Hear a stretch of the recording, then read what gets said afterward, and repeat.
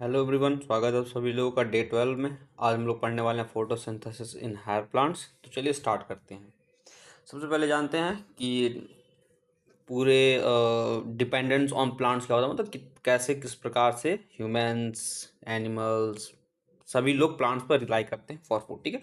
सबसे जो बेसिक अगर प्लांट्स की बात करें तो प्लांट्स का बेसिक काम क्या है कि वो as a source of food काम कर रहे हैं। ठीक है। As a source of food हम उन पर रिलाई कर रहे हैं। ठीक है। वेदर वी आर एनिमल्स और एनी काइंड ऑफ ह्यूमंस। ठीक है। चाहे वो ह्यूमंस की बात कर लो या फिर किसी एनिमल की बात कर लो, हम सभी लोग प्लांट पर इसलिए रिलाई कर रहे हैं ताकि हमें वहां से फूड मिल सके। ठीक है। सो फॉर प्राइमरी अगर फूड सोर्स की बात किया तो हमारे लिए प्लांट्स हैं। ठीक। आप सभी को पता है कि ह्यूमंस जो होते हैं वो अपना खाना खुद नहीं बनाते हैं। ठीक है। वो खाना दूसरों जगह से लेते हैं। जितने भी एनिमल्स हैं वो अपना खाना कहीं ना कहीं से लेते हैं। ठीक है। चाहे वो होलोजोइक न्यूट्रिशन करते हो या फिर प्रेडिशन करते हो या फिर पैरासिटिक करते हो। ठीक है। वो अपना खाना खुद नहीं बनाते, कहीं से लेते हैं। ठीक है। लेकिन प्लांट्स जो होते हैं वो अपना खाना खुद बनाते हैं। Plants make their own food. ठीक है। जो ग्रीन प्लांट्स होते हैं उनके पास क्लोरोफिल होता है। They have the power to synthesise the food for their own self. ठीक है। उनके पास क्लोरोफिल नाम का एक पिगमेंट होता है जिसकी वजह से वो अपना खाना खुद बना लेते हैं। वो सनलाइट को ट्रैप करते हैं, उससे अपना खाना वो बनाते हैं। ठीक। इस पूरे प्रोसेस को हम बोलते हैं फोटोसिंथेसिस। ठीक है। यह प्रोसेस होती है जिनमें प्लांट्स अपना खाना बनाते हैं यूजिंग सनलाइट। सनलाइट का इस्तेमाल करके वो अपना खाना खुद बनाते हैं। ठीक। अब इसी में डिफरेंस आते हैं कि ऑटोट्रॉप्स, हेटरोट्रॉप्स। ठीक। तो ऑटोट्रॉप्स वो होते हैं जो अपना खाना खुद बना लें और हेटरोट्रॉप्स वो होते हैं जो प्लांट पर रिलाई करते हैं अपने खाने के लिए। ठीक है। जैसे एनिमल्स हो गए, कोई अदर ऑर्गेनिजम्स हो गए, ह्यूमंस हो गए। ठीक है। वो सारी ऑर्गेनिजम्स में आ जाएंगे जो प्लांट्स पर रिलाई करते हैं फॉर देयर फूड। ठीक। उनको हम क्या बोलते हैं? उनको हम बोलते हैं हेटरोट्रॉप्स। और जो अपना खाना खुद बना लें उनको क्या बोलते हैं? हम ऑटोट्रॉप्स। ठीक। तो ये कुछ बेसिक सी बात थी। ठीक। अब ये फोटोसिंथेसिस काम कैसे करता है? तो सभी को पता है कि क्लोरोफिल नाम का एक पिगमेंट होता है जो सनलाइट को ट्रैप करता है। ठीक। और सिंपल सब्सटेंसेस को किसमें? ऑर्गेनिक कंपाउंड्स में या फिर फूड्स में वो कन्वर्ट कर देता है। ठीक है। वो ग्रीन प्लांट का काम होता है। ठीक है।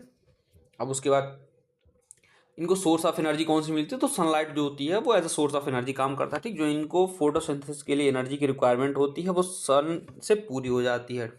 ठीक है। Which makes it essential for life on earth. ठीक। जिसको ये बना देता है कि जो सनलाइट है वो एज एसेंशियल एनर्जी सोर्स हो गई अर्थ के लिए। अगर लाइफ को एग्जिस्ट करना है किसी भी जगह पे, ठीक है, तो sunlight photosynthesis, sunlight photosynthesis, sunlight photosynthesis. ठीक। अब फोटोसिंथेसिस की इंपॉर्टेंट जान लेते हैं कि it is the primary source of food for all living being. ठीक है। फोटोसिंथेसिस जो है वो प्राइमरी सोर्स ऑफ फूड है किसी भी लिविंग ऑर्गेनिज्म के लिए। बिना फोटोसिंथेसिस के कोई भी लिविंग ऑर्गेनिज्म फूड अपना नहीं बना सकता, ना ही वो पा सकता है।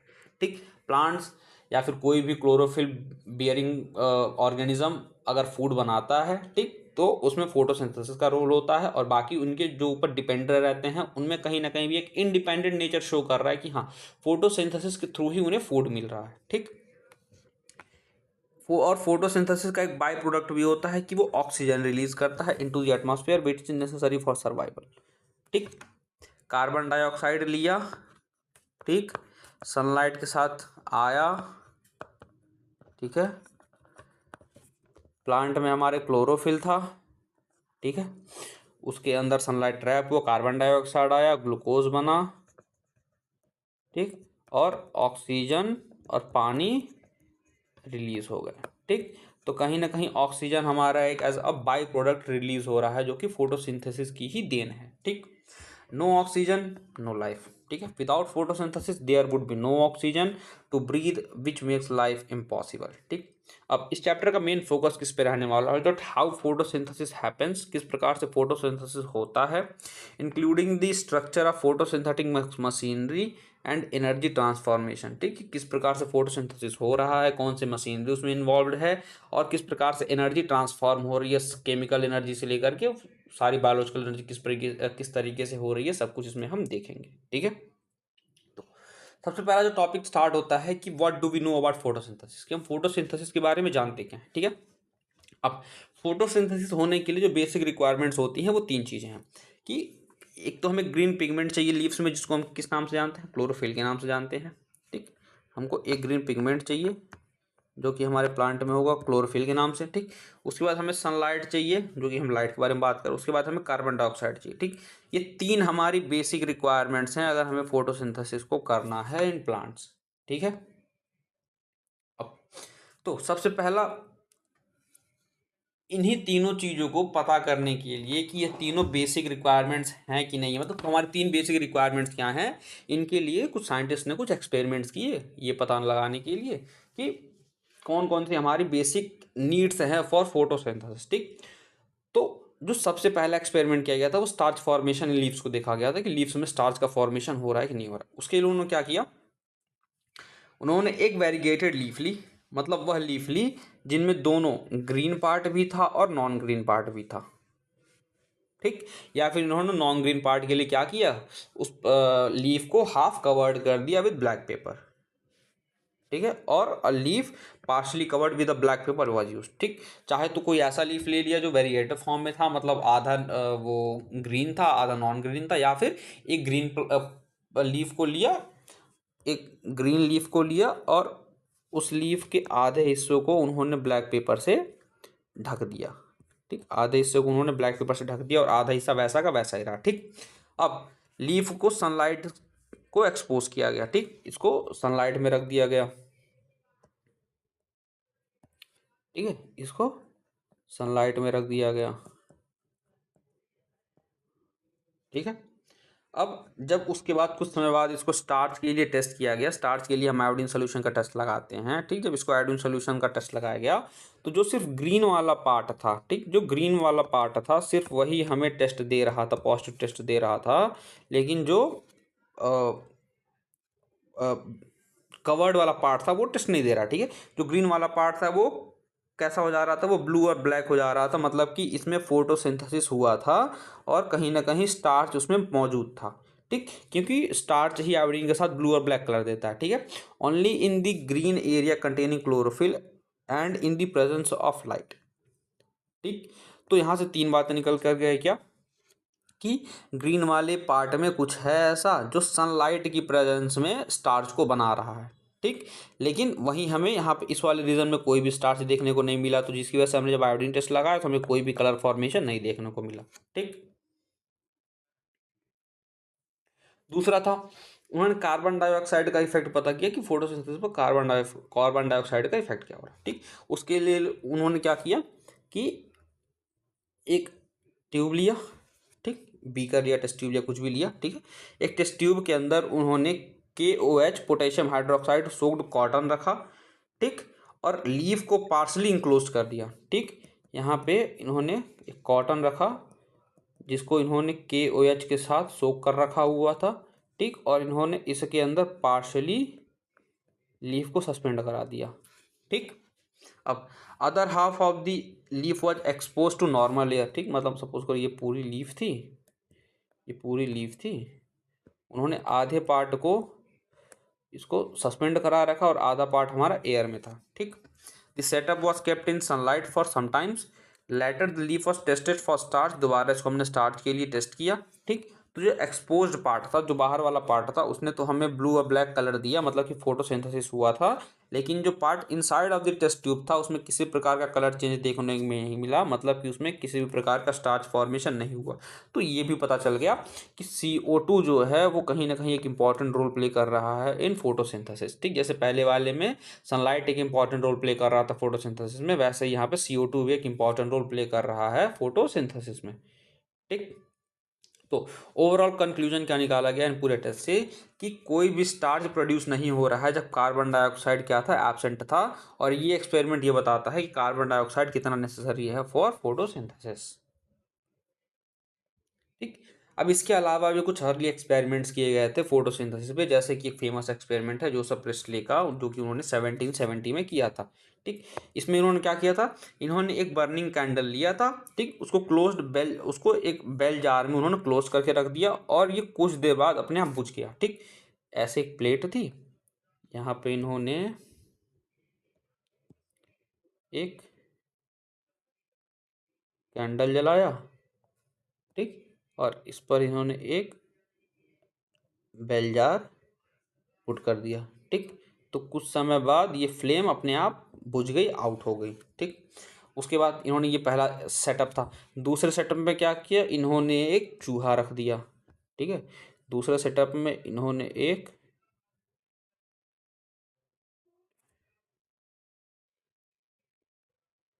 चूहा रख दिया। सपोज करिए ये हमारा चूहा था, अच्छा सा। ठीक, चूहा रख दिया। अब क्या हुआ, वो लाइट जल रही थी, ठीक, लेकिन चूहा जल्द ही सफोकेट होकर के मर गया। ठीक, तो इससे ये पता चला कि something in the air was necessary for burning and breathing. ठीक, तो इससे ये पता चला कि हवा में कुछ ऐसा था कि जो कैंडल को जलाए रखने और चूहे को जिंदा रखने के लिए जरूरी था, लेकिन वो खत्म हो गया, तो कैंडल भी बुझ गई और चूहा भी मर गया। ठीक, अब इसके बाद इन्होंने अगले सेटअप में क्या किया कि यहाँ पे एक मिंट का प्लांट रख दिया। ठीक, इन्होंने यहाँ पे एक मिंट का प्लांट रख दिया। ठीक, इन्होंने छोटा सा एक मिंट का प्लांट रख दिया। ठीक, और ये सेटअप चलता रहा, मतलब कि कैंडल भी बर्न होती रही और चूहा भी सरवाइव करेगा। ठीक, तो इसका मतलब ये था कि कुछ ऐसा था जो प्लांट प्रोड्यूस कर रहा था, कैंडल बर्न कर रहा था और चूहा इस्तेमाल कर रहा था। ठीक, तो plant restore something in the air that the animal and the burning candle removes. ठीक, जो एनिमल और बर्निंग कैंडल रिमूव कर रहे थे उसको प्लांट रिस्टोर कर रहा था। कुछ समय बाद उसको एज अ ऑक्सीजन आइडेंटिफाई किया गया कि वो जो जो भी चीज थी जिसको प्लांट रिस्टोर कर रहा था वो ऑक्सीजन था।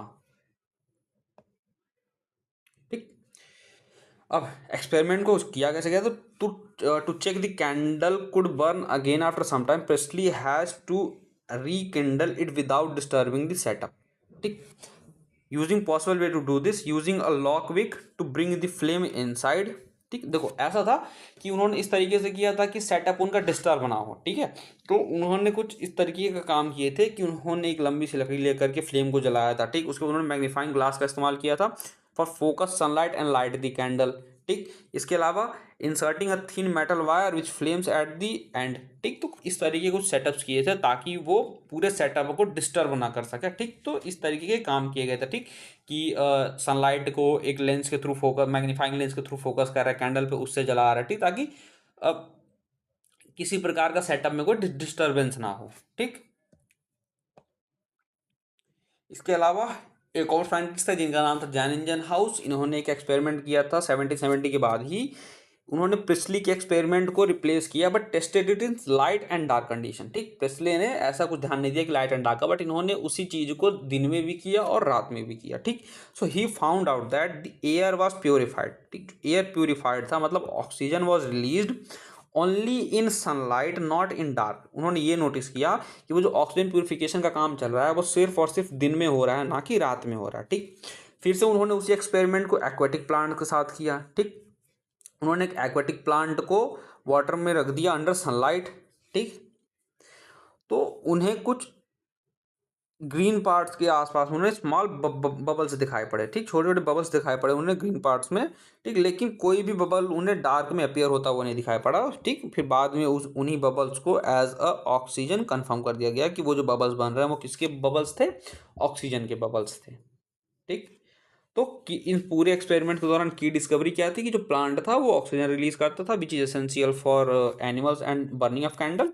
सनलाइट जो था वो नेसेसरी था for plants to purify the air, और सिर्फ green parts of the plant जो थे वो ऑक्सीजन को प्रोड्यूस कर सकते। ठीक है, तो इस एक्सपेरिमेंट से हमें फोटोसिंथेसिस की एक बेसिक अंडरस्टैंडिंग का फाउंडेशन रखा गया कि हाँ फोटोसिंथेसिस को कैसे होता है, किस प्रकार से होता है, वो सारी बातें बताई गई थी। ठीक, कुछ और भी डिस्कवरीज थी, जैसे 1854 में जूलियस वॉन शैक की एक डिस्कवरी आई थी। इन्होंने बताया था कि जो प्लांट के प्रोडक्ट होता है, ठीक, ग्लूकोज का, व्हेन दे ग्रो, जब भी प्लांट ग्रो करते हैं तो वो एक प्लांट प्रोडक्ट बनाते हैं जो कि ग्लूकोज होता है। और ये बताया कि जो ग्लूकोज था वो स्टार्च के तौर पे स्टोर होता है इन प्लांट्स। ठीक, उसके बाद he discovered that chlorophyll which is the green pigment is inside chloroplast where photosynthesis occur. फिर उन्होंने ये बताया कि एक क्लोरोफिल नामक का पिगमेंट पाया जा रहा है क्लोरोप्लास्ट के अंदर, जिसकी वजह से क्या हो रहा है, जहां पे फोटोसिंथेसिस हो रही है। ठीक, उसके बाद एक और साइंटिस्ट आया लेट 80s में जिनका नाम था TW इंगलमैन। इन्होंने एक एक्सपेरिमेंट किया, इन्होंने प्रिज्म का इस्तेमाल किया उन्होंने लाइट को स्प्लिट कर दिया डिफरेंट डिफरेंट स्पेक्ट्रम में, डिफरेंट डिफरेंट कलर्स में, ठीक। फिर उन्होंने ग्रीन एल्गी को एक्सपोज किया उसको, ठीक। हमारा ग्रीन एल्गी कौन सा इस्तेमाल किया गया था, क्लेडोफोरा इस्तेमाल किया गया था। अलग अलग कलर्स में उन्होंने उसको एक्सपोज किया in the presence of aerobic bacteria, ठीक, which gather where oxygen is released, ठीक है। उन्होंने एक्सपेरिमेंट के सबसे पहले प्रिज्म का इस्तेमाल किया, जिससे उन्होंने लाइट को सेपरेट आउट किया। फिर अलग अलग जगहों पे इन्होंने ग्रीन एल्गी को एक्सपोज किया जहाँ पे एरोबिक बैक्टीरिया प्रेजेंट थे, मतलब जहाँ पे ऑक्सीजन रिलीज हो रहा था, ठीक।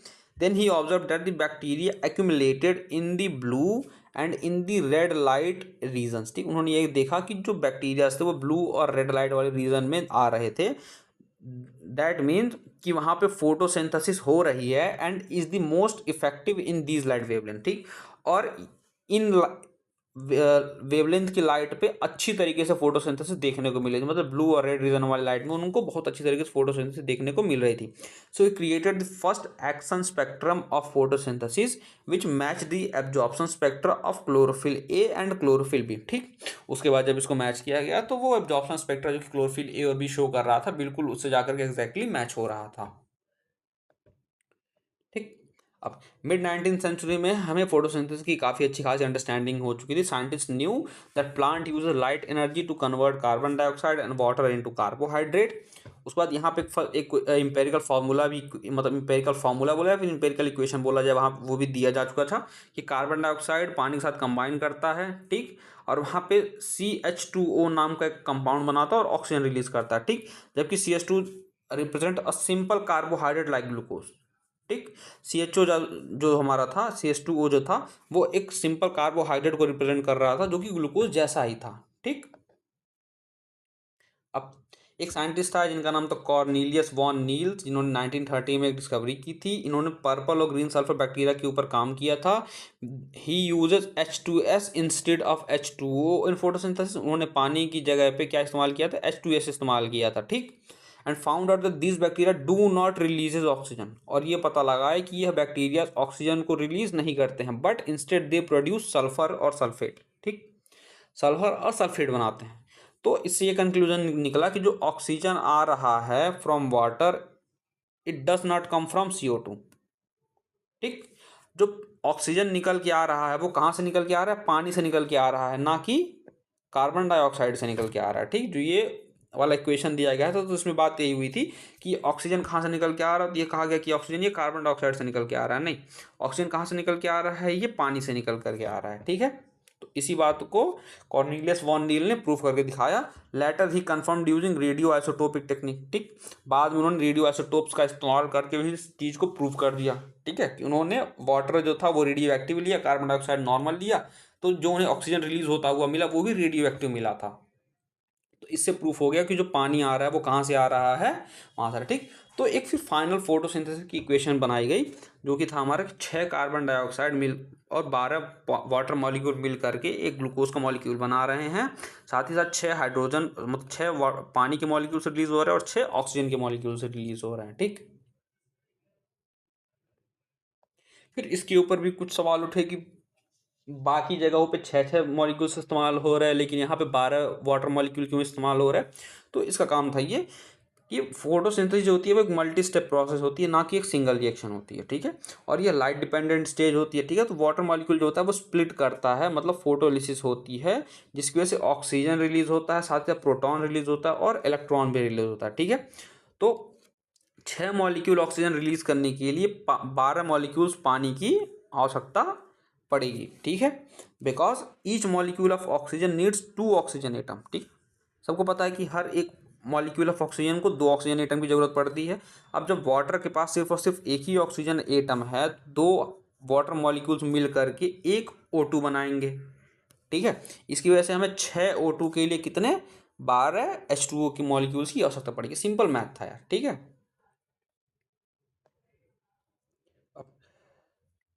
इतनी बातें हो गई, ठीक है। अब ये जानते हैं कि फोटोसिंथेसिस होती कहाँ पे है, ठीक है। So what is the primary location for photosynthesis. तो जो फोटोसिंथेसिस की प्राइमरी लोकेशन है वह प्लांट्स में कहाँ पर होती है, ग्रीन लीव्स में होती है, ठीक। सिर्फ और सिर्फ ग्रीन पार्ट्स में ही हमें फोटोसिंथेसिस देखने को मिलता है। It also take place in other green parts, ठीक, जैसे कि यंग स्टेम्स हो गए, ठीक है, सेपल्स ऑफ फ्लावर हो गए, तो इन जगहों पर भी हमें फोटोसिंथेसिस देखने को मिल सकता है, ठीक, other than green part of the plant में भी हमें फोटोसिंथेसिस देखने को मिल सकता है, ठीक। अब लीव्स में भी कहाँ पे हो रहा है, तो लीव्स में कहाँ हो रहा है, क्लोरोप्लास्ट में हो रहा है, ठीक है। अब आप सभी लोगों को पता है कि मीजोफिल सेल्स जो होते हैं which are inside the leaves, it contain a large number of chloroplast, ठीक। Now, chloroplast position themselves along the wall of mesophyll cells to receive optimum light, ठीक है। ये अपने आप को कैसे अरेंज कर लेते हैं, ये अपने आप को स्टैक कर लेते हैं alongside the wall of mesophyll cell, ताकि इनको ऑप्टिमम लाइट मिल सके, ठीक है। अब क्लोरोप्लास्ट की ओरिएंटेशन कैसी होती है, so they align flat and parallel to the cell wall, ठीक। ये कैसे होते हैं, फ्लैट होते हैं और पैरेलली अरेंज होते हैं सेल वॉल के।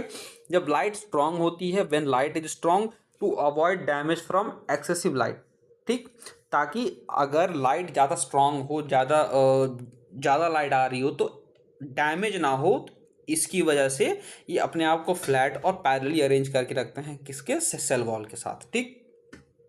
And they turn perpendicular when light is weak to capture more light, ठीक। और अपने आप को ये कैसा कर लेते हैं, परपेंडिकुलर कर लेते हैं जब लाइट कैसी होती है, वीक होती है, ताकि ये ज़्यादा लाइट को कैप्चर कर सके, ठीक। तो दो कंडीशन कि अगर लाइट स्ट्रांग है तो ये उसके पैरेलली अरेंज हो जाते हैं, ठीक, और अगर लाइट वीक है तो ये उसके परपेंडिकुलरली अरेंज हो जाते हैं।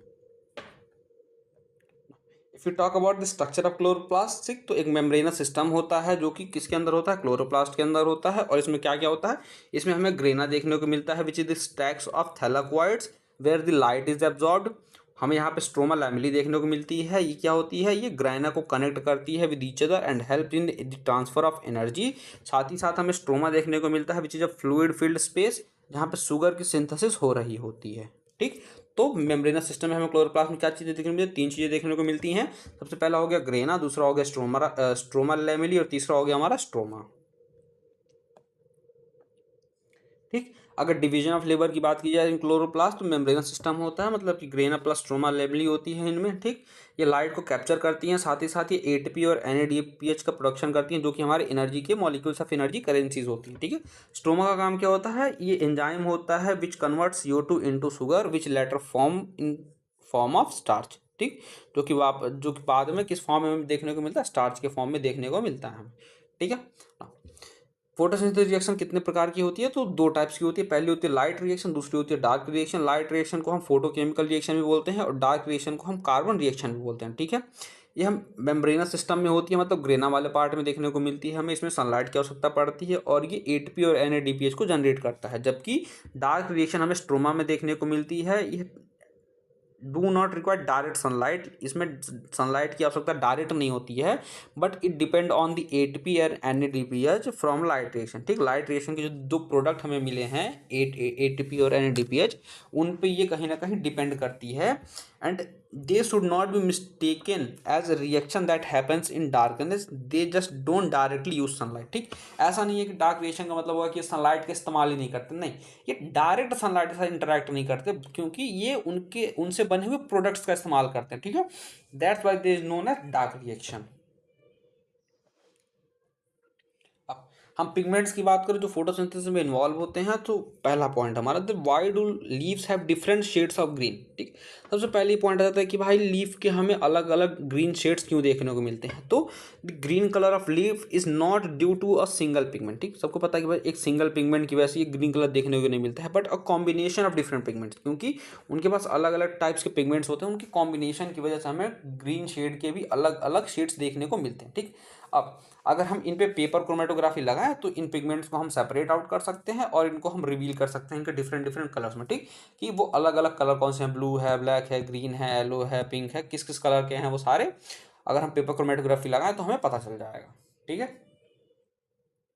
अब जो चार मेन पिगमेंट्स पाए जाते हैं लीव्स में वो देख लो भाई, chlorophyll A, chlorophyll B, xanthophyll और कैरोटीनॉइड्स, ठीक। क्लोरोफिल सबको पता है कि ब्राइट ब्लू ग्रीन कलर का होता है, it is the main pigment for photosynthesis. Chlorophyll B जो होता है वो येलो ग्रीन कलर का होता है, ज़ैंथोफिल येलो कलर का होता है और carotenoid yellow to yellow orange colour का होता है, ठीक है। गाजर वगैरह में जो पाया जाता है वो कैरोटीनॉइड्स होते हैं, ठीक है। अब इन पिगमेंट्स का रोल क्या होता है फोटोसिंथेसिस में? So this pigment absorb light at a specific wavelength, एक स्पेसिफिक वेवलेंथ पे ये सनलाइट को एब्जॉर्ब करते हैं, ठीक। और जो क्लोरोफिल ए होता है, it is the most abundant plant pigment and plays the key role in photosynthesis, और ये की रोल प्ले करता है किन में? फोटोसिंथेसिस में, ठीक है। अब अब हम बात करें क्लोरोफिल ए के एब्जॉर्प्शन स्पेक्ट्रम की, ठीक है। तो हमने पिछले वाले एक्सपेरिमेंट में देखा था कि क्लोरोफिल ए जो था ये मोस्ट स्ट्रांगली जो लाइट को एब्जॉर्व कर रहा था वो किस रीजन में कर रहा था? ब्लू और रेड रीजन में कर रहा था, ठीक है। तो इसके हमें दो एब्जॉर्प्शन पीक देखने को मिलते हैं।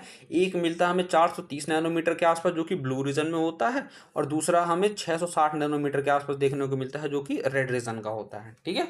तो हमें दो पीक्स देखने को मिलते हैं। पहला मिलता है हमें 430 नैनोमीटर के आसपास, और दूसरा मिलता है हमें 660 नैनोमीटर के आसपास, ठीक। तो उसका रीजन बताता है किस रीजन में क्लोरोफिल ए जो है वो सनलाइट को स्ट्रांगली एब्जॉर्ब कर रहा है, ठीक।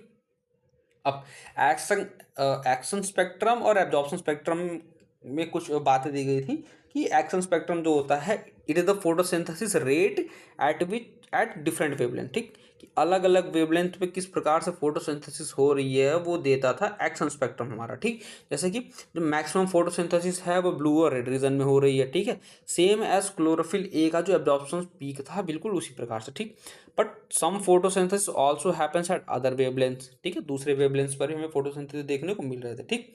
There is no perfect match between chlorophyll A absorption spectrum and the action spectrum, suggesting that other pigments help in photosynthesis also, ठीक है।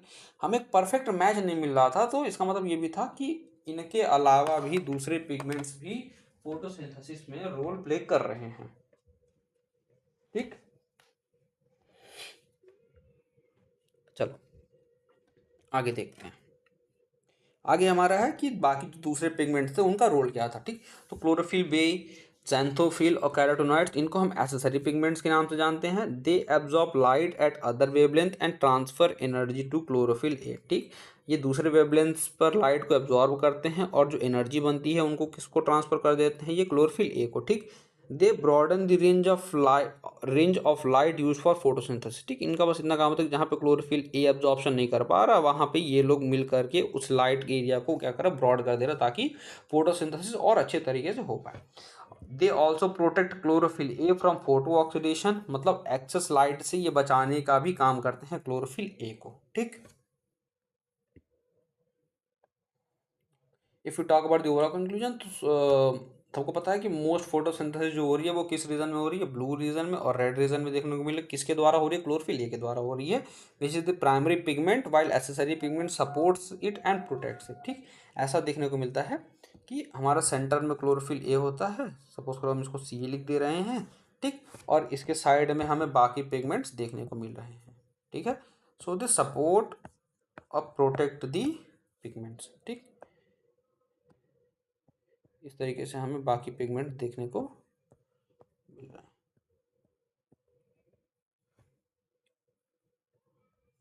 ठीक है ना। If you talk about light reaction, जिसको हम फोटोकेमिकल फेज के भी नाम से आते हैं, फोटोकेमिकल रिएक्शन के भी नाम से आते हैं। So the light reaction is the first stage of photosynthesis, जहाँ पर लाइट एनर्जी जो है वो कैप्चर की जा रही है और केमिकल एनर्जी में कन्वर्ट की जा रही है, ठीक है। इस पूरा कन्वर्जन किसके थ्रू हो रहा है? क्लोरोफिल के थ्रू हो रहा है, ठीक। अब लाइट रिएक्शन का मेन स्टेप्स क्या क्या है वो देख लेते हैं। सबसे पहला है कि लाइट का एब्जॉर्प्शन हो रहा है। So light is absorbed by the pigment in the chloroplast में मौजूद जो पिगमेंट्स हैं वो लाइट को क्या कर रहे हैं? एब्जॉर्ब कर रहे हैं by their pigments. Now this energy is used to excite electrons in special chlorophyll molecules, ठीक। इस एनर्जी जो उन्होंने एब्जॉर्ब की है उसका इस्तेमाल किया जा रहा है किसको? इलेक्ट्रॉन्स को एक्साइट करने के लिए इन अ स्पेशल क्लोरोफिल मॉलिक्यूल्स, ठीक। उसके बाद हमें वाटर की स्प्लिटिंग देखने को मिल रही है, जिसको हम बोलते हैं फोटोलिसिस। देखो, लिसिस का मतलब होता है टूटना, फोटो का मतलब होता है लाइट के प्रेजेंट में, तो लाइट की प्रेजेंस में टूटने को बोलते हैं हम फोटोलिसिस, ठीक है। जो वाटर मॉलिक्यूल्स होते हैं they are broken down into oxygen, proton and electrons, ठीक। They are broken down into oxygen, protons and electron. Now these oxygens are released in the air and the electrons are used in the next step, ठीक। Oxygen को air में release कर दिया जाता है और जो हमारा इलेक्ट्रॉन होता है उसको अगले स्टेप में इस्तेमाल कर लिया जाता है, which in the formation of ATP and NADPH. जो लाइट एनर्जी होती है वो एटीपी और एनएडीपीएच के फॉर्मेशन में हेल्प करती, प्रोडक्शन में हेल्प करती है। ATP is known as our energy molecule and NADPH is known as our electron carrier. ठीक, दे विल बी यूज और this will be use in later in the dark reaction to make glucose. ठीक, और इनका इस्तेमाल अगले वाले part में किया जाता है ग्लूकोज बनाने के लिए। ठीक, अब फोटो सिस्टम में हमारा एक कॉम्प्लेक्स होता है जिसको हम बोलते हैं LHC, जिसको दूसरा नाम है इसका light harvesting complex, full form है इसका। ठीक, the pigments in the chloroplast are arranged in 2 photochemical system. जो पिगमेंट्स होते हैं वो 2 फोटोकेमिकल्स में अरेंज होते हैं। इसमें पहला होता है फोटो सिस्टम 2 और दूसरा होता है फोटो सिस्टम 1। ठीक, ठीक है। तो जो फोटो सिस्टम 2 या फिर जिसको हम PS2 के नाम से जानते हैं, ये फंक्शन में फर्स्ट होता है बट डिस्कवरी में सेकंड है। ठीक है, मतलब इसको बाद में डिस्कवर किया गया था लेकिन ये फंक्शन में पहले आता है। और फोटो सिस्टम 1 इसलिए इसका नाम पड़ा है क्योंकि ये फंक्शन इन सेकंड है बट फर्स्ट इन डिस्कवरी है। ठीक है, तो इनका नाम बेस्ड ऑन डिस्कवरी पर पड़ा हुआ है, not on the based on the function. ठीक है, अब यहाँ पे जानते हैं कि किस प्रकार से फोटोसिंथेसिस हो रही है, किस प्रकार से फोटोसिंथेसिस अकर हो रही है। ठीक है,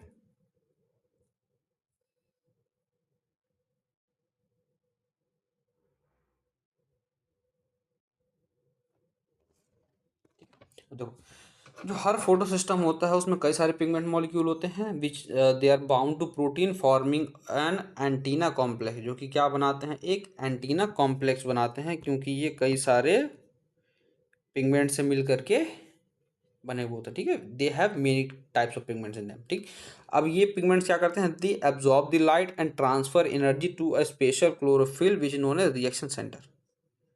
ठीक, ये पिगमेंट लाइट को एब्जॉर्ब करते हैं और उस एनर्जी को कहाँ ट्रांसफर करते हैं, रिएक्शन सेंटर पे ट्रांसफर करते हैं। ठीक है, हर एक फोटो सिस्टम के पास एक यूनिक रिएक्शन सेंटर होता है क्लोरोफिल ए मॉलिक्यूल का। ठीक, has unique reaction centre chlorophyll A molecule. जैसे कि PS2 के पास P680 का होता है। ठीक, which absorbs light best at 680 nanometer. और वहीं PS1 के पास 700 नैनोमीटर के आसपास की होती है, इसको P700 बोलते हैं। It absorb light best at 700 nanometre. ठीक, इन लाइट रिएक्शन का इंपॉर्टेंस जान लेते हैं कि what is the importance of light reaction. So it capture solar energy and converts it into chemical energy. It produces oxygen which is essential for life. It generates ATP and NADPH which powers the next stage of photosynthesis, which is the dark reaction, and this is the foundation of energy production in plants and it supports life on the earth। ठीक, काफ़ी simple सी बातें थी।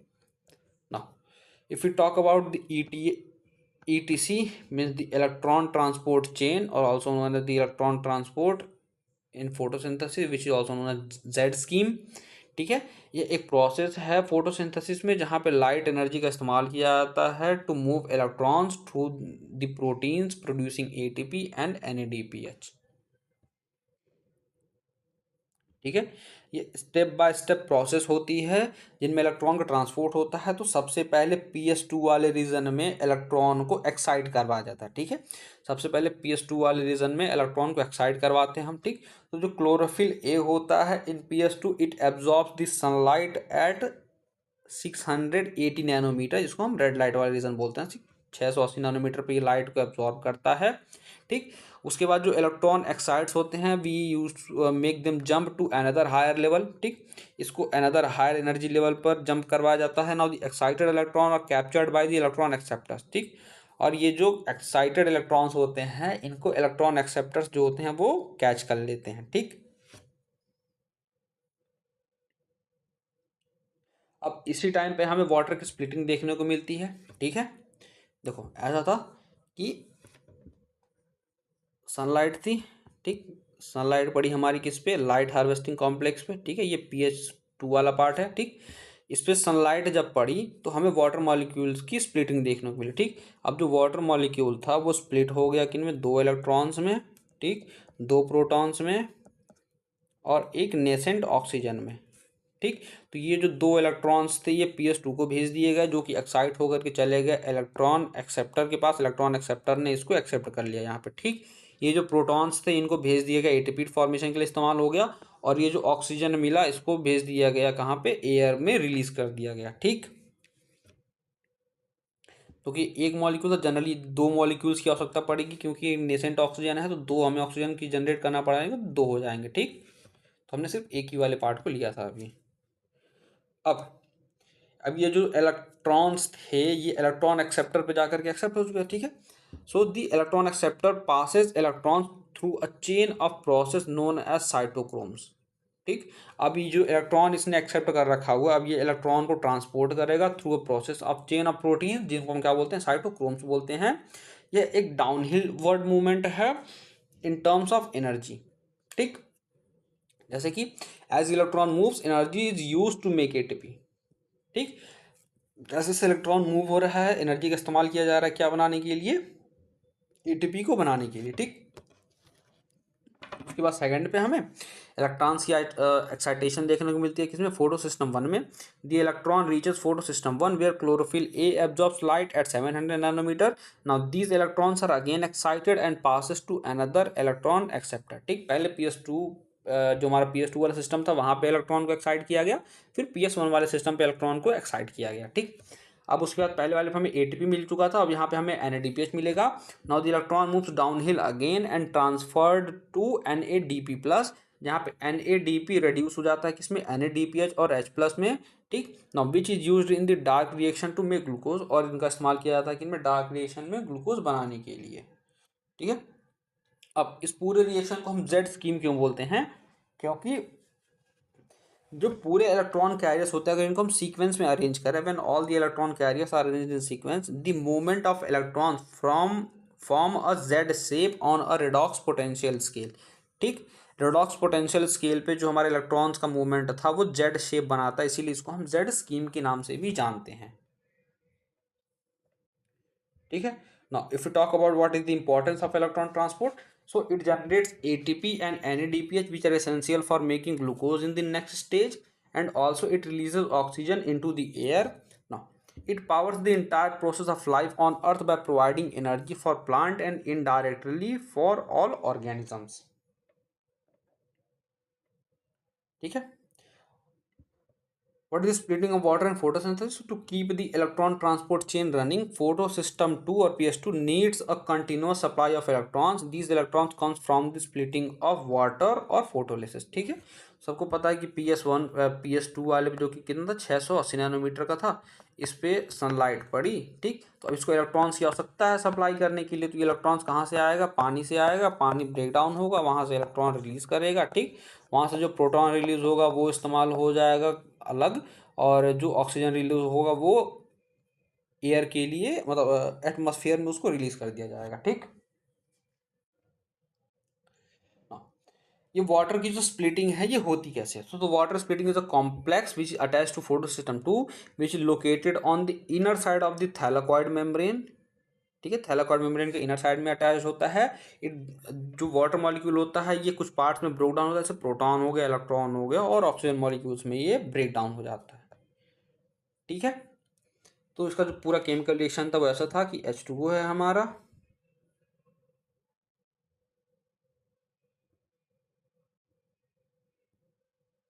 ठीक है, ये टूटता है तो हमें एक इलेक्ट्रॉन देता है, हमें एक प्रोटॉन देता है, और हमें एक नेसेंट ऑक्सीजन मॉलिक्यूल देता है। ठीक, तो ये दो इलेक्ट्रॉन दो प्रोटॉन देते हैं। ठीक है, एक वाटर का जो मॉलिक्यूल है वो हमें इतनी चीज़ें देता है।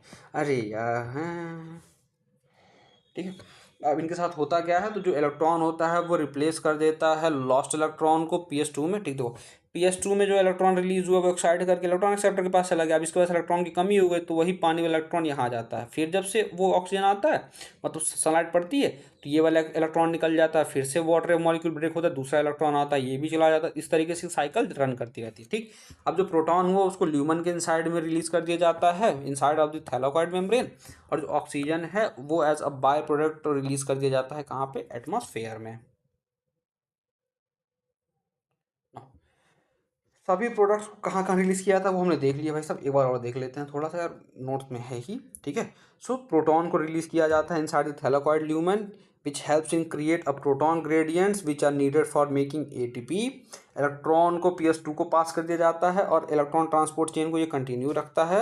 ऑक्सीजन को एटमॉस्फेयर में रिलीज कर जाता है which is available for all the living organisms to breathe. यह स्प्लिटिंग ज़रूरी क्यों है? ताकि PS2 को इलेक्ट्रॉन्स की सप्लाई कंटिन्यूसली मिलती रहे और फ्लो ऑफ एनर्जी कंटिन्यूस चलती रहे, ऑक्सीजन प्रोड्यूस हो सके जो कि लाइफ के लिए एसेंशियल होती है, और साथ ही साथ प्रोटॉन्स क्रिएट करता रहे ताकि एटीपी की सिंथेसिस होती रहे।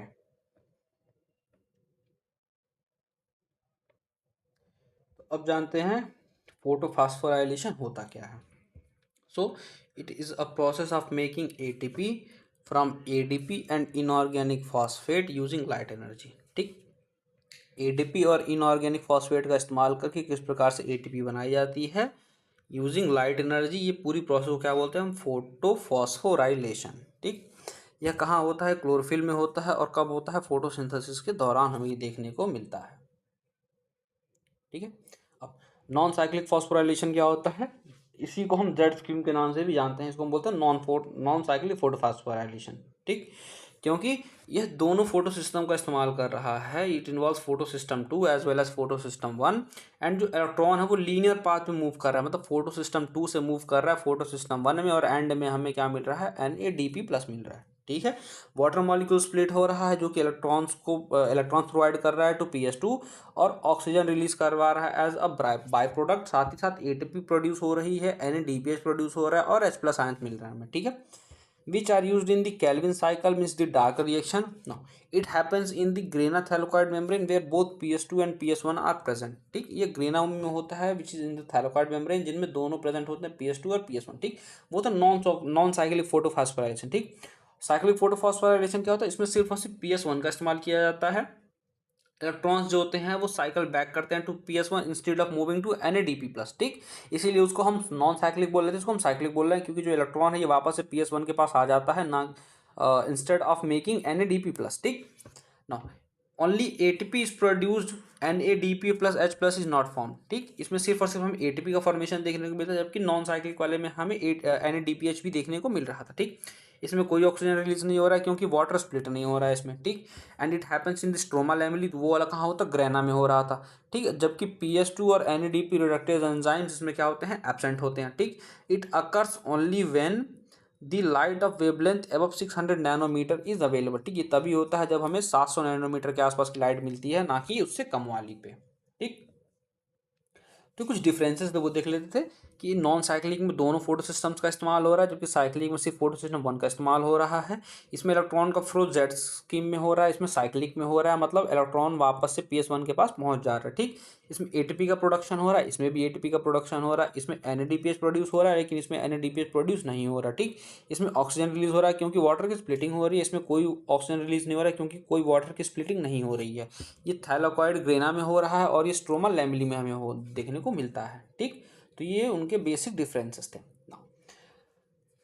प्लांट्स इन दोनों का इस्तेमाल क्यों करते हैं? ठीक है यार, नॉन साइक्लिक फोटोफॉस्फोराइलेशन दोनों चीज़ें प्रोवाइड कर रही है, आपको ATP भी दे रही है, साथ ही साथ NADPH भी दे रही है फॉर कार्बन फिक्सेशन। ठीक है, which is used in Calvin cycle. जबकि साइक्लिक फोटोफॉस्फोराइलेशन कब वहाँ देखने को मिली है हमें? When NADPH levels are high and only ATP is needed. ठीक, तभी होती है जब NADPH का लेवल हाई हो और सिर्फ ATP की आवश्यकता पड़ रही है। ठीक है, so it allows photosynthesis to continue even in low oxygen condition. तो साइक्लिक वाला तब भी हो रहा है जब ऑक्सीजन कंडीशन लो है। ठीक, तो this makes balance ensure efficient energy production for plant metabolism. ठीक है, दोनों के अपने अपने अलग अलग जगहों पर काम है, इसलिए दोनों अलग अलग जगहों पे, मतलब सेम प्लांट में देखने को मिल रहे हैं पर दोनों अलग अलग टाइम्स में हमें देखने को मिलते हैं। ठीक, अब how ATP is synthesised in chloroplast, इसको बोलते हैं हम केमी ऑस्मोटिक हाइपोथेसिस। ये जान लेते हैं क्या है। So the chemiosmotic hypothesis explains how ATP is made in chloroplast during photosynthesis.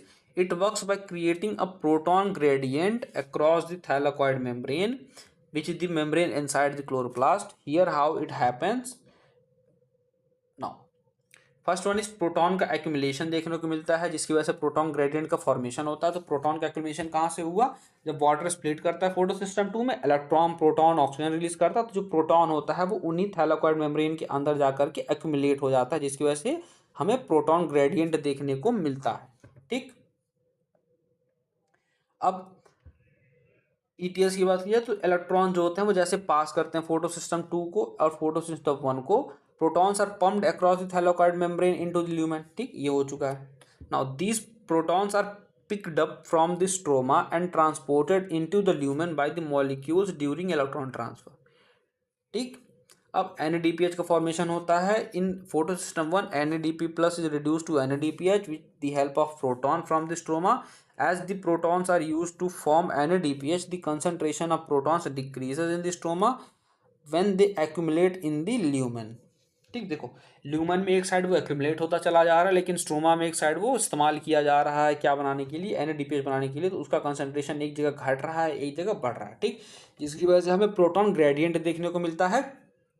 High concentration of proton lumen में है जो कि थैलेकॉइड के अंदर है, और लो प्रोटॉन कंसंट्रेशन कहाँ है, स्ट्रोमा में है जो कि आउटसाइड ऑफ थैलेकॉइड मेम्ब्रेन है, जिसकी वजह से हमें पीएच में एक डिक्रीज देखने को मिलता है। कहाँ पे, इनसाइड द ल्यूमेन। ठीक, पता है कि प्रोटॉन ज्यादा है तो पीएच कम होगा।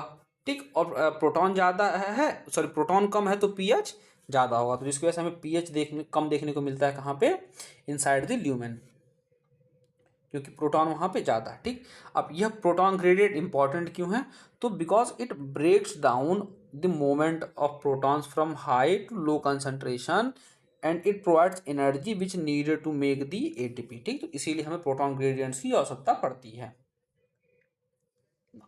If you talk about the ATP synthesis, तो इसमें एक एंजाइम का इस्तेमाल किया जाता है, इसका नाम है एटीपी सिंथेज। ठीक, यह कॉम्प्लेक्स होता है जिसके दो पार्ट्स होते हैं। पहला होता है CF0 और एक होता है CF1। CF0 जो होता है वो थैलेकॉइड मेम्ब्रेन में एम्बेडेड रहता है and forms a channel for proteins to pass through it. ठीक, और यह एक चैनल बनाता है जिसके थ्रू क्या होते हैं, जो प्रोटीन्स होते हैं वो पास आउट होते हैं। और CF1 जो होता है it projects into the stroma outside the thylakoid and help synthesise ATP. और यह क्या बनाने में मदद करता है, एटीपी को बनाने में ये हेल्प करता है। ठीक, अब प्रोटॉन फ्लो कैसे होता है और एटीपी का फॉर्मेशन कैसे होता है, तो proton gradient is broken when proton moves back from the lumen to the stroma through the CF0 channel of the ATP synthase। as the proton moves through the enzyme under through the enzyme undergoes a conformational change allowing it to synthesize ATP from ADP and inorganic phosphate। ठीक,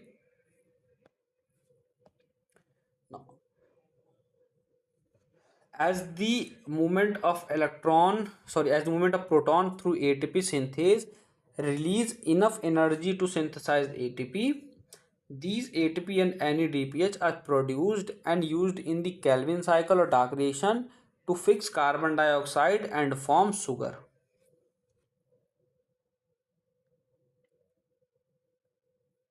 ठीक है, तो overall summary देख लेते हैं कि proton gradient होता है, मतलब जो प्रोटॉन होता है वो ल्यूमेन में एक्युमुलेट होता है due to water splitting and electron transport. ATP synthase हमें देखने को मिलता है, the proton flow through ATP synthase causing it to synthesize ATP। Now, the process of creating and breaking down a proton gradient to produce ATP is known as chemiosmosis। The ATP and the NADPH produced are used for sugar synthesis in the Calvin cycle, which is our final product। This process is similar to how energy is created in mitochondria during cellular respiration, but in photosynthesis it happens in chloroplast using the light energy। Now, where are these ATP and NADPH used in photosynthesis? Now, as we know that these are the products of light reaction, okay, ATP, NADPH and oxygen are the products in the light reaction. So oxygen diffuses out of the chloroplast while the ATP and NADPH are used in the next phase of the photosynthesis, which we'll know in the next slide। So the biosynthetic phase or the Calvin cycle। ठीक है ना, the biosynthetic phase also called the dark reaction, जहाँ पे ये सारी चीज़ इस्तेमाल की जाती हैं। It does not directly depend on light but it does depend on the products of the light reaction which is ATP, NADPH and CO2। Now, the ATP and NADPH drive the Calvin cycle, whereas CO2 is used to form sugars। The ATP provides the energy for the reaction, while the NADPH provides the electron for the reduction of carbon compounds। Even when the light is unavailable, the biosynthesis phase continues for a while, but it eventually stops when ATP and NADPH are no longer available. It is a misnomer term. Calling the phase the dark reaction can be misleading because it does not necessarily occur when only in the dark. It depends on the light reaction products that was known as dark reaction, not that it occurs in dark, not that it occurs with the help of the products which are made by the light reaction. So that's why they are not dark reaction, because they do not depend directly on sunlight. Now, the discovery of Kelvin cycle or CO2 fixation. There was a scientist named Melvin Kelvin. He used radioactive C14 to trace the path of CO2 fixation in algae, discovering that the first product formed when CO2 is fixed is a 3-carbon compound which is known as 3-phosphoglyceric acid or PGA. Okay. Now, the discovery of Kelvin cycle of CO2 fixation. Melvin Kelvin used ये हो चुका ठीक ना. This 3-PGA has 3 carbon atoms. Kelvin cycle is named after Melvin Kelvin and involved the fixation of CO2 into sugars.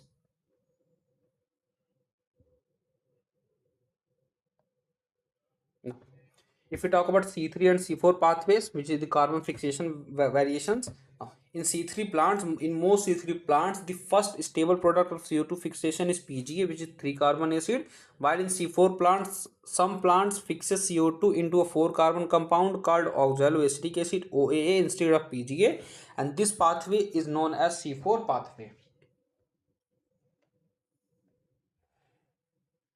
No. C3 plant and C4 plant have different ways of fixing carbon dioxide, leading to variation in photosynthesis efficiency. C4 plants are typically adapted to high temperature and low carbon dioxide environment. Okay, so C4 plants can efficiently photosynthesize when there is high temperature and when there is a low carbon dioxide in the environment. Now, the overall summary is that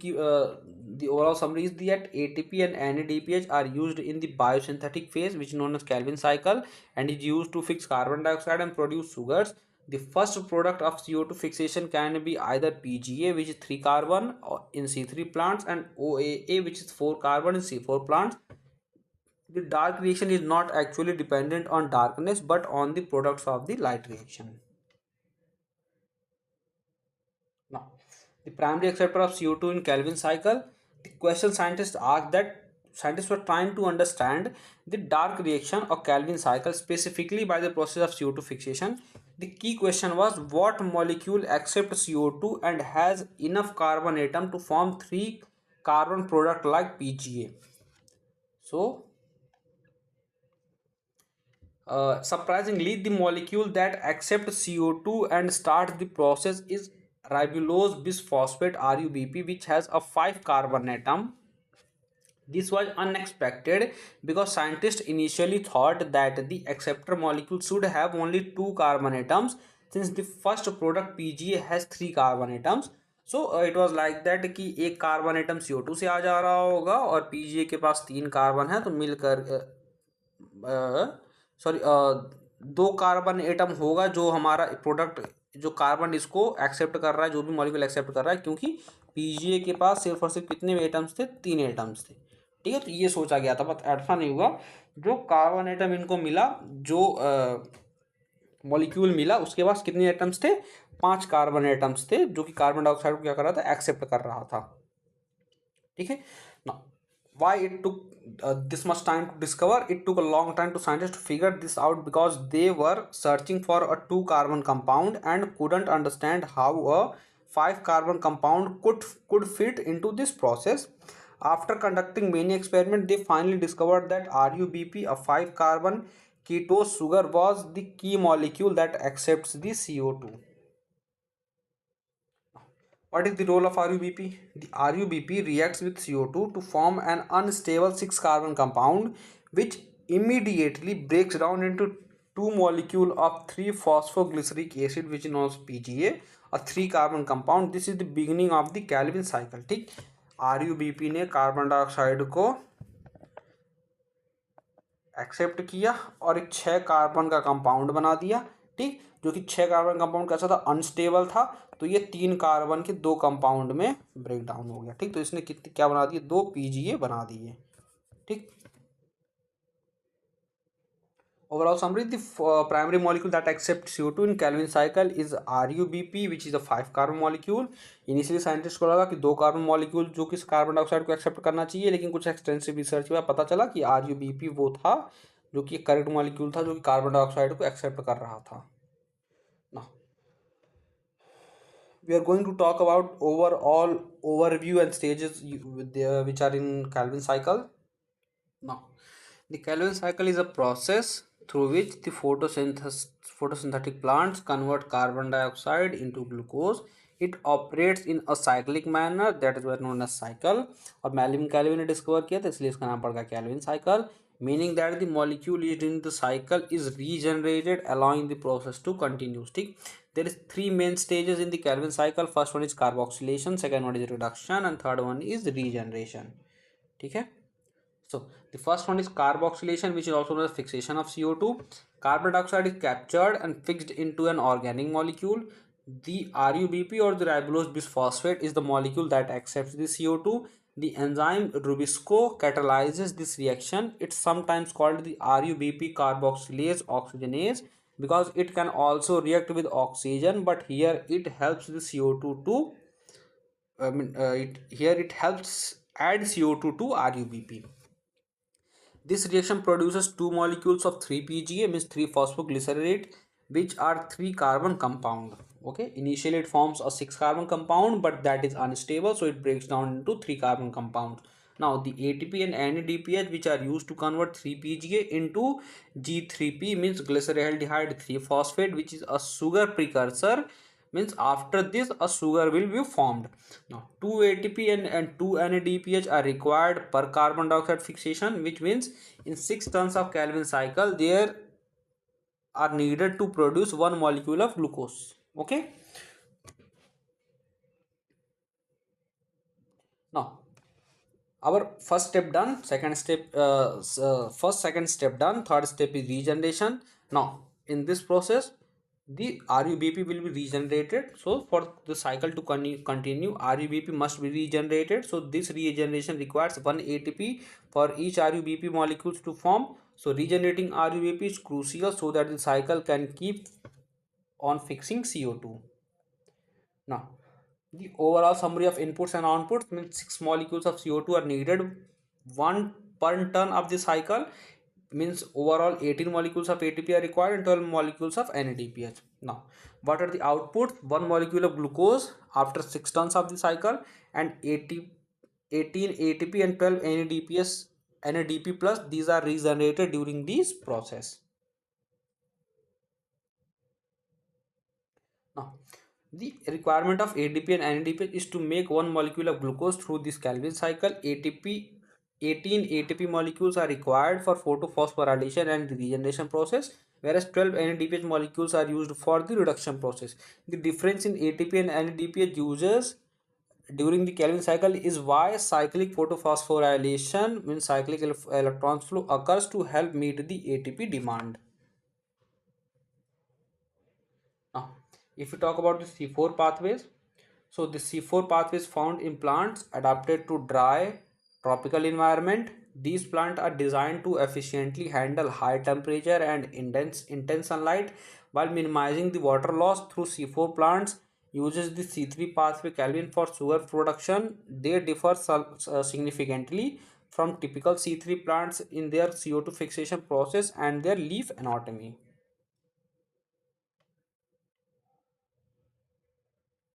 Now, if we talk about the key features of C4 plants, so they have a specialized leaf anatomy which is known as Kranz anatomy.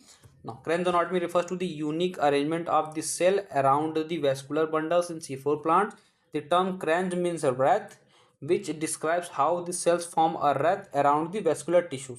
आपने वो देखा है कि जब फूल वगैरह चढ़ाया जाता है जब कोई एक्सपायर हो जाता है, तो एक सर्कुलर टाइप का फूल आपको देखने को मिलता है इस तरीके के। ठीक है, तो इसी स्ट्रक्चर को बोलते हैं हम ब्रेथ। ठीक है, तो इसी टाइप का वो स्ट्रक्चर हमें देखने को मिलता है। ठीक है, सो if you talk about the bundle seed cells, so these are large cells with many chloroplasts, thick cell wall, and no intercellular spaces.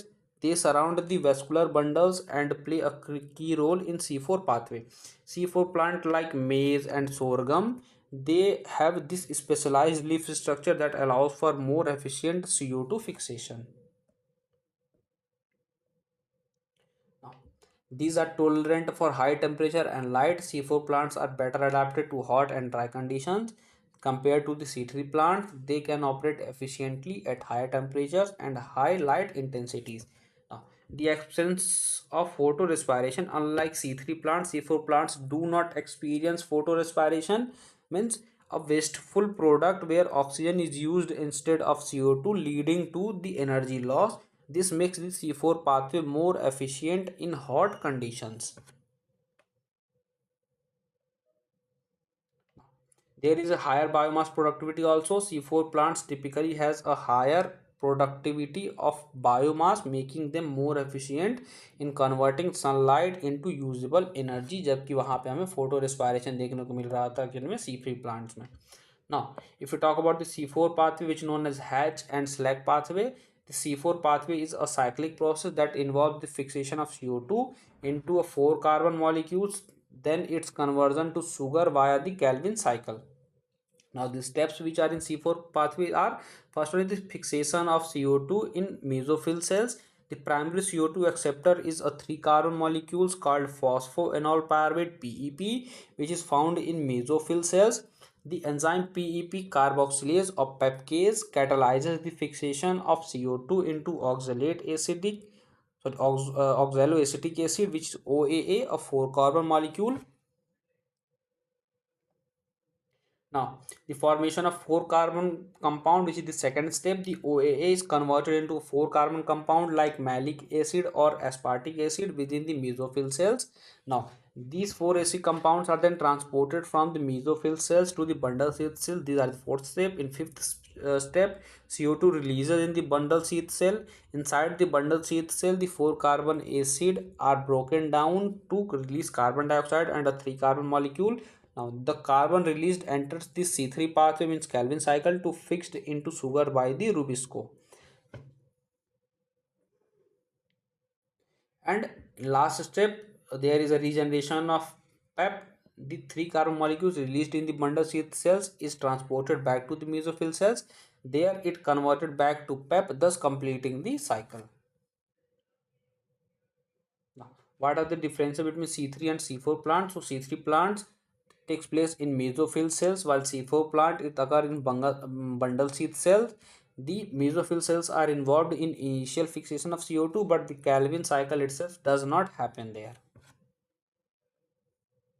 Now, overall summary की बात की जाए तो C4 plants are more efficient than C3 plants in hot, dry environment due to their specialized leaf structure. कौन से anatomy होती है? Kranz anatomy होती है, and the ability to maintain photorespiration, minimize photorespiration.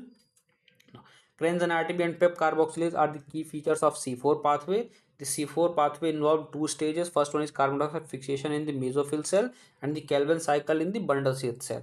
This pathway helps C4 plant produce more sugar while using less water and energy compared to C3 plant is challenging environmental conditions. Now, if we talk about what is photorespiration, photorespiration is the process in C3 plants but not in C4 plants. It reduces the efficiency of photosynthesis and leads to a loss of carbon and energy there.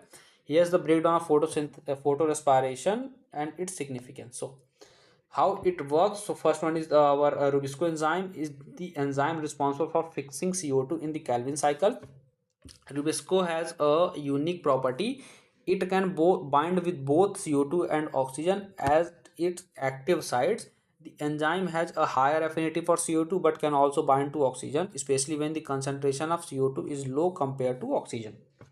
Now, CO2 fixation C3 plants कैसे होता है? Normally जो Rubisco होता है, it fixes CO2 within with RUBP to form two molecules of 3-PGA, a key intermediate in the Calvin cycle.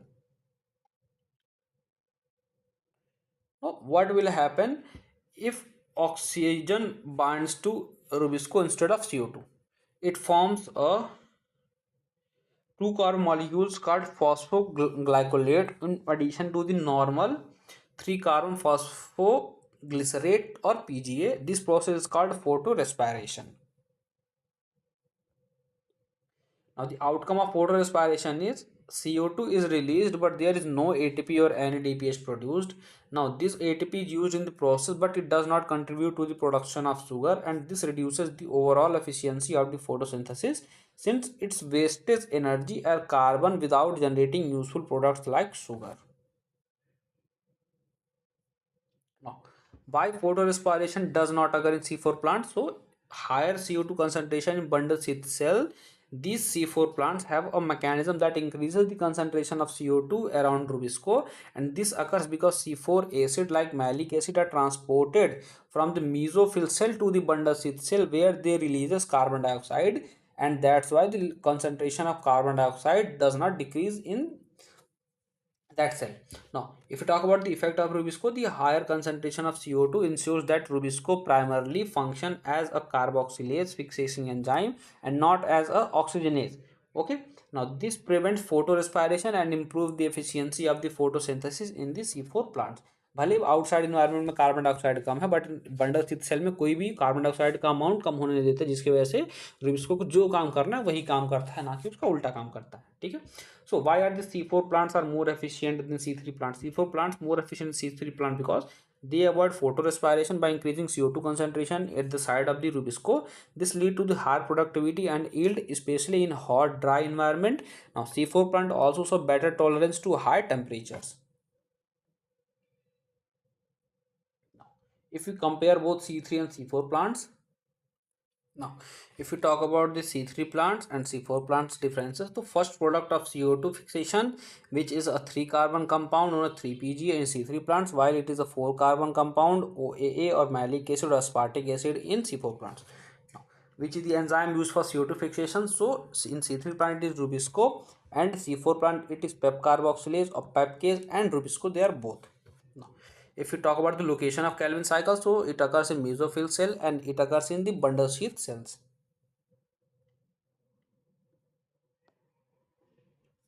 Now, photorespiration occurs and decreases efficiency. It does not occur in C4 plants. CO2 concentration mechanism, no mechanism to concentrate CO2, but it has a mechanism to concentrate CO2 in the bundle sheath cell.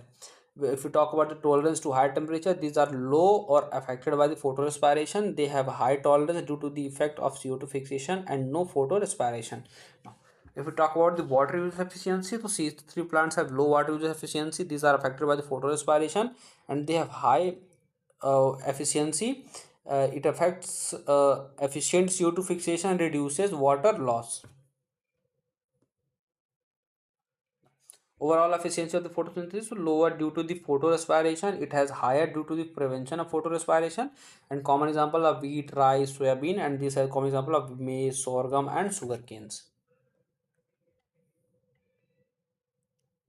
Now, if we talk about overall summary, the C3 plant undergo photorespiration, a process that reduces photosynthetic efficiency by wasting energy and carbon dioxide. Now, C4 plants avoid photorespiration by concentrating CO2 in bundle sheath cells, which make their photosynthesis more efficient, especially in the hot and dry environment.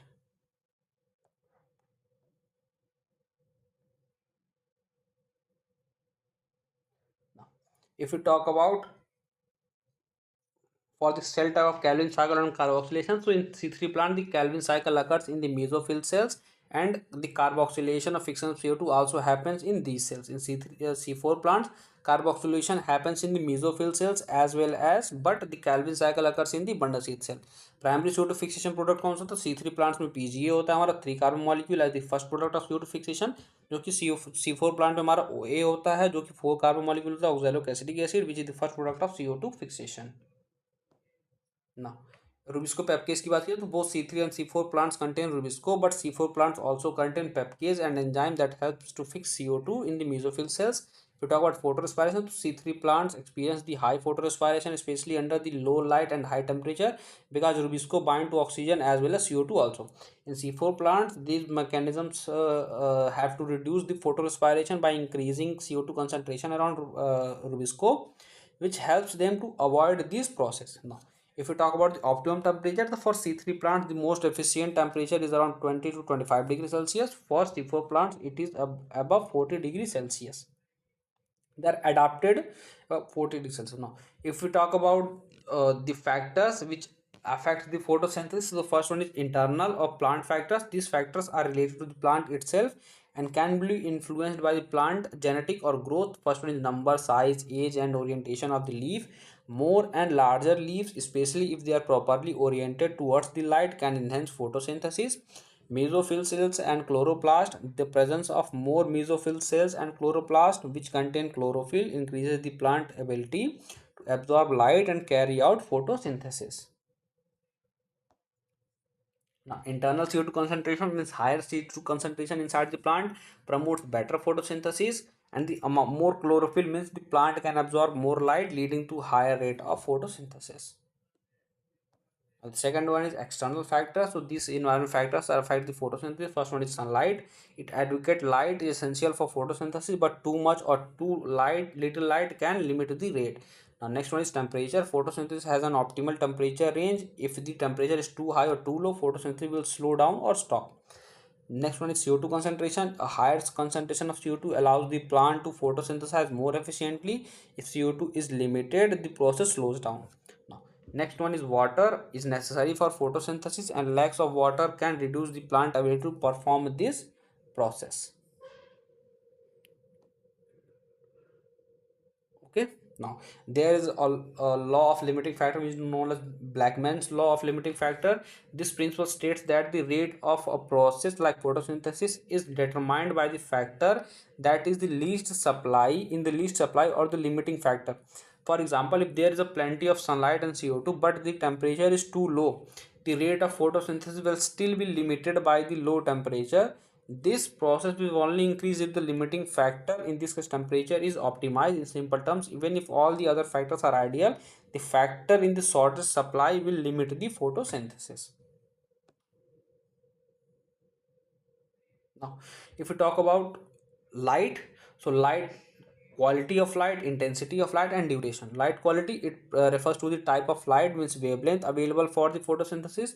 Plant usually mainly blue and red lights used for photosynthesis. Light intensity, it refers to the amount of light, how bright it is hitting the plant. And duration of exposure means how long the plant is exposed to the sunlight. Longer exposure to typically leads to more photosynthesis up to a certain point. Now, if we talk about relation between light intensity and photosynthesis, so at low light intensity, the rate of photosynthesis increases linearly with more light, but as the light increases, light intensity increases, photosynthesis increases until it reaches a point of saturation. When the light saturates occurs when light intensity is above around 10% of the full sunlight. Beyond this point, increasing light intensity does not significantly increase the rate of photosynthesis, because other factors like CO2 or temperature may become limiting. Now, the effect of excess light. Uh, if light intensity increases beyond a certain point, it can damage chlorophyll, reducing the efficiency of the photosynthesis. Excessive light can lead to breakdown of chlorophyll and decrease in the rate of photosynthesis. In conclusion, light is generally not a limiting factor for photosynthesis. In most plants, except in shaded or densely forested areas, there's an optimal level of light intensity for photosynthesis, beyond which the process won't increase and may even decrease due to damage.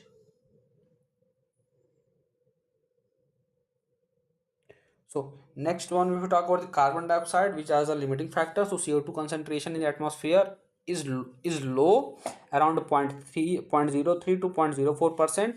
So it can act as a limiting factor. Increasing CO2 concentration up to about 0.05% can boost photosynthesis by increasing the rate of CO2 fixation. However, very high CO2 levels for extended period can harmful for the plant. And the responses of C3 and C4 plant to CO2 is that these plants respond more significantly to increase CO2 levels and so higher photosynthesis rate when CO2 levels rises. C3 plants reaches saturation point of CO2 at 450 microliter per microliter. Okay, now for C4 plants, these plants are adapted to efficiently use CO2 and show an increase in photosynthesis at higher concentration levels, but they saturate at a point CO2 concentration of about 360 microliter per liter. Now, if you talk about the effects of CO2 on photosynthesis at different light levels, so low light, neither C3 or C4 plants show significant increase in photosynthesis even with higher CO2 levels, but in higher light, both C3 C4 shows increased photosynthesis rates when exposed to higher CO2 levels, but the saturation point differs.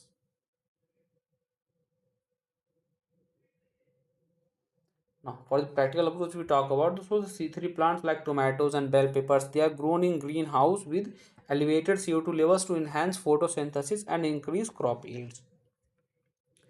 So overall conclusion, CO2 is a key limiting factor for photosynthesis. Increasing its concentration can improve photosynthesis rate, especially in C3 plants. However, there is saturation point for both C3 and C4 plants, after which no further increase in photosynthesis occurs. Now, if we talk about temperature and photosynthesis relationship, the dark reaction Kelvin cycle are enzymatic, so they are temperature sensitive. Light reaction also affected by temperature, but to the lesser extent. In C4 plant, these plants perform better at higher temperature and show higher photosynthesis rate, but C3 plants have a lower temperature optimum for photosynthesis compared to the C4 plants. The optimum temperature for photosynthesis vary depending on the plant's habitat. In tropical plants have a higher temperature optimum for photosynthesis, while in temperate they have a lower temperature optimum range. Now, if we talk about water and photosynthesis relationship, the water is involved in the light reaction as one of the reactants, but its effect is more, though its impact on the plant rather than directly affecting photosynthesis. Like water stress, lack of water leads to stomata closure. This reduces the availability of CO2 for photosynthesis, and we used to get left leaf wilting. That decrease this decreases the surface area of the leaf, reducing their ability to photosynthesize and affects the overall metabolic activity. So I hope आपको ये chapter समझ में आया होगा, अच्छा लगा होगा तो वीडियो को लाइक कीजिए, चैनल को सब्सक्राइब कीजिए। मिलते हैं आप लोगों से अगले वीडियो में।